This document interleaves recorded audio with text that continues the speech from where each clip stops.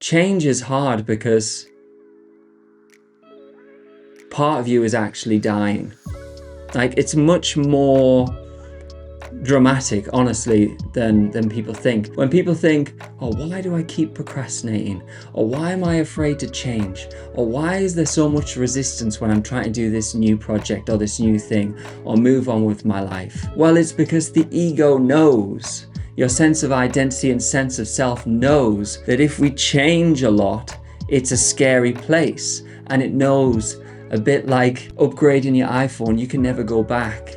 You can never really go back to iOS 5 if you're on iOS 12. It's really hard to do that. And it's the same with the self. Hi, my name's Christopher David Mitchell. But was that always the case? Now, in this video, I'm going to be talking about some of the quite dramatic changes I made, including changing my name, through the traumatic times I went through for years in hospital with ulcerative colitis, living with an ileostomy bag, and all the things that went with it. But we're talking in this video about the deep changes that I sort of intuitively made as I went along in order to get through that tough time. Really, the changes to one's identity as they're going through a new chapter and a new phase in their lives. So when I was a singer, I was just Chris Mitchell, and there's nothing wrong with that. That was cool, never thought anything of it. But after years of hospital visits and after feeling like my life had changed completely, my friends were changing, my career was changing. Basically, I was changing, because ultimately what is change but growth? Growth is change. It's the same thing. And when you are changing and growing and evolving, you're gonna probably notice that you might make some quite dramatic shifts and changes to your own identity and also your environment. So this is what this video is about. So yeah, I used to be Chris Mitchell. And then when I went through those times, I suddenly just remember this intuitive, I didn't like read it anywhere and think, oh, that's a good hack. But I just remember this intuitive sort of need that came where I was like, so much has gone on. I feel like a different person almost. And it just felt right to come back into the world after I'd had several years out where I was basically down and out and not even out in the world and socializing or anything. It just felt natural to use my full name, which is Christopher David Mitchell. Now that is my name. I'm not like making up a middle name or anything, but it felt right at the time. It felt like a fresh start. It felt like a fresh opportunity again. And I remember reading loads of personal development books along the way as I was going through some of those challenging times. And one I read was by David Goggins. And it was funny because he said the exact same thing and process that he had, where he used to be David Goggins and then he became Goggins. And it was almost quite nice because I was like, wow, that's the same process I just intuitively did with changing my name. And so what is really happening there and what is really the story behind this? It's just the basics of that when growth is change and when you're going through traumatic times, you're going to be changing a lot as a person. How you are, your friendships, your relationships, what you're interested in. You know, that's one of the weird things about tough, challenging times is that they actually change you more. It's like change, but, you know, on steroids, rapid fire. And as that happens and you're changing, you're wanting to like go into this new chapter of life. And it's the thing of you can't really step into that new version of yourself, that new chapter in your life, if you're holding on to the old identity. And that old identity for me was Chris Mitchell, the singer. And after years of going through the health, it became Christopher David Mitchell. And I don't know what the thing is. I don't think it's the YouTuber, but it just even that name change sort of represented a fresh start in a sense. And it was quite a healthy boundary to go through that name change. And it just made me feel like, okay, this is a new start. This is a new me. This is a new chapter in my life. I'm not the same person I was before. And initially, it was quite confusing to do because I thought, am I just abandoning the old me or my old values, or am I just forgetting who I really am? But we'll talk about that at the end, because at the end, I want to talk about integrating your past self as well. But just know that when you do go through challenging, tough times, never mind changing your name, which can be helpful. You can also change your environment. So where you live, who you're living with, your friendships, the people you hang around with, your intimate relationships, of course. All these things, I do think sometimes people make the mistake of thinking, okay, I've changed so much as a person. I've gone through all these tough times. And like, honestly, I'm not the same guy. If you'd have met me at 25, you wouldn't really, there's bits in there, but you wouldn't really fully recognize who I am. I often say this to people of like, man, I've changed so much. Like if you'd have met me at 25, I don't think we would have been friends or something. Because you do change a lot through those times. But the mistake I do think people make is that they try and cling on and latch on to everything they were, everything they used to be, the identity they had, the friends they had, the places they went, the things they used to do. But I almost think sometimes that that's a longing and a resistance to try and hang on desperately to the old self without just realizing that probably if you've been through some tough, challenging times, now you don't need to have gone through years of major hospital surgeries like me.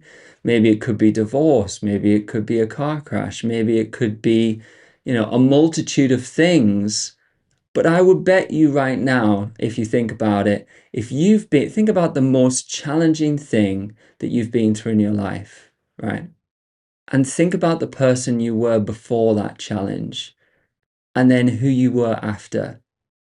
Now, depending on how long it went on and depending on how severe it was, I would be willing to bet, let me know in the comments, I would be willing to bet that you noticed that you were a slightly different kind of person. You're still you, but your values shift and what you're interested in and maybe who you want to talk to and who you want to hang around with. And so I want to give you the sort of, not opportunity, and this is not advice, I'm always just sharing my own personal experience, but I want to invite you, I guess, to not be afraid of changing quite a bit of things as you start off a new chapter in life. Be willing to change your circle of friends. Be willing to change a relationship. Be willing to change career. Be willing to change your friends you hang around with. I mean, and I've changed all them. But you have to be willing to do that, I do believe, in order to fully embrace that next chapter. Too many people cling on to the old self. They cling on to the version they used to be. It's almost like the iPhone upgrade. If you're on iOS 12 and you've got to change and you want to upgrade yourself to iOS 13, well, you can't keep hanging on to the old features. You need to embrace that change and be okay with it. But it's easier said than done. And trust me, I've done all those changes. I changed career, I changed friends, I changed, all my relationships and, what I was interested in. And I allowed that change to happen. It's scary. It's scary because change is hard because part of you is actually dying.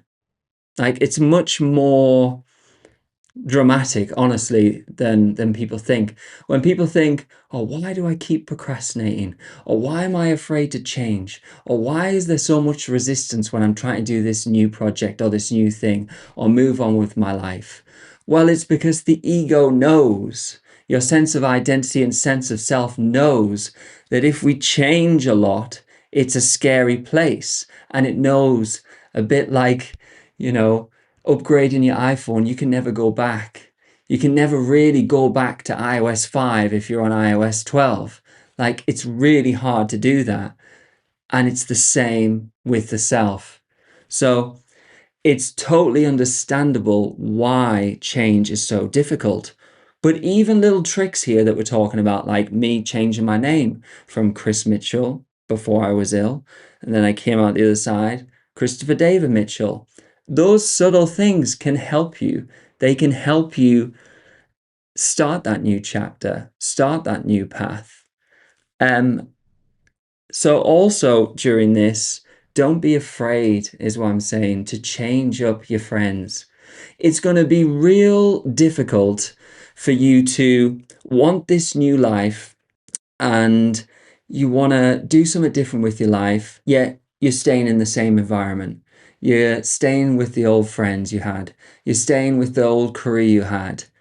You could change a little bit, but you're not really going to have massive growth and change from that, because it does need you to break away from your old behaviors, environments, habits, and patterns in order to fully go on to that next chapter. And I get it, it's scary, and I've been there. And there's always a midpoint in change where there's a lot of doubt, there's a lot of fear, there's time in solitude, you're on your own, you want to go back to your old life.